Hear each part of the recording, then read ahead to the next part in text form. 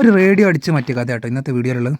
അപ്പോൾ social media ഫോണൊക്കെ ഇത്രയും ആക്റ്റീവായി നിൽക്കുന്ന സമയങ്ങളിൽ എന്തിനൊരു റേഡിയോ അടിച്ച് മാറ്റി എന്നുള്ളൊരു ചോദ്യത്തിനുള്ള ഒരു ഉത്തരമാണ് ഞാൻ പറയുന്നത്. ഞങ്ങൾ ഒരു കൗതുകത്തിന് ഇന്ന് വർക്ക് എടുക്കുന്ന സൈറ്റിൽ നിന്ന് സുധീഷേട്ടൻ്റെ വീട്ടിൽ വർക്ക് എടുക്കുന്ന സൈറ്റിൽ നിന്ന് ഒരു കൗതുകത്തിന് റേഡിയോ എടുത്ത് തിരിച്ചു മറിച്ചൊക്കെ ഒന്ന് നോക്കിയതാണ്. ആ നോക്കിയ സമയത്താണ് ഇതിനകത്ത് ബാറ്ററി ഒന്നും കാണുന്നില്ല. അപ്പോൾ രാവിലെ തന്നെ വന്ന ചായയൊക്കെ കുടിച്ച് വിനോട്ടൻ ഒരു കൗതുകത്തിന് റേഡിയോ ഒന്ന് ഓണാക്കി നോക്കിയപ്പോഴാണ് റേഡിയോ ഓണായി.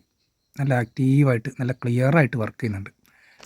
അന്നപ്പോൾ പിന്നെ ഞങ്ങൾ റേഡിയോ മാങ്കോ ഒക്കെ വെച്ചിട്ടാണ് ഇന്ന് പണിയെടുത്തത്. അപ്പോഴാണ് സുധീഷേട്ടൻ പറഞ്ഞത്, ഇത് മൊത്തത്തിൽ ഞാൻ സെറ്റ് ചെയ്തൊരു റേഡിയോ ആണ്, ഇതിൻ്റെ മുകളിൽ ഞാൻ റീചാർജബിൾ ബാറ്ററിയാണ് ഇട്ടത്, ഒരു മാസത്തിൽ മേലെയായി ചാർജ് ചെയ്തിട്ട് ഇത് ഞാൻ അങ്ങനെ ഉപയോഗിക്കലൊന്നുമില്ല എന്ന് ഇവിടെ വെറുതെ വെക്കലാണെന്നാണ്.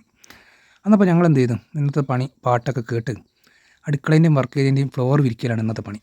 അപ്പം 600 × 1200 mm പോക്സോൻ്റെ മാറ്റ് ടൈല്, വൈറ്റിൻ്റെ മുകളിൽ ചെറിയൊരു ഗ്രേ ലൈനൊക്കെ വരുന്ന ഒരു ടൈലാണ് ഇന്ന് ഞങ്ങൾ വിരിച്ചത് കേട്ടോ. അത് അപ്പോക്സി ഗ്യാപ്പൊക്കെ ഇട്ടിട്ടാണ് ഇന്ന് വിരിച്ചത്.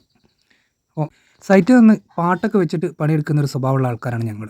സാധാരണ ഫോണിലും അതുപോലെ തന്നെ ബ്ലൂടൂത്ത് സ്പീക്കറിലൊക്കെ പാട്ട് വെച്ചിട്ട് പണിയെടുക്കലാണ്. അപ്പോൾ ഇന്ന് ഞങ്ങൾ റേഡിയോ രാവിലെ തൊട്ട് ഞങ്ങൾ വെച്ച് ഭക്ഷണം കഴിക്കുന്ന സമയങ്ങളിലും ഉച്ചയ്ക്കും ഭക്ഷണം കഴിച്ച സമയത്തൊക്കെ ഞങ്ങളിന്ന് റേഡിയോ വെച്ച്.